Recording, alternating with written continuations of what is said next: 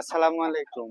আমার এগুলো হচ্ছে টাইগার মুরগি আর মোরগ। এটা মোরগ, আরো আছে পাঁচটা চারটা মোরগ। আর মুরগি আছে বেশ 9-10টা মতন। আর আমার এই এই ছোট্ট ঘরের মধ্যে দেশি মুরগি আর এই টার্গার একসঙ্গে হয়ে গেছে। তো আমাদের এগুলোর বয়স প্রায় 6 মাস, তাই না? 6 মাস বয়স।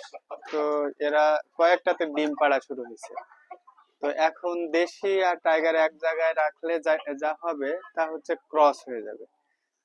তো আমি চাচ্ছি যে এগুলো বিক্রি করে দেবো, কারণ আমি ক্রস মুরগি করতে চাচ্ছি না।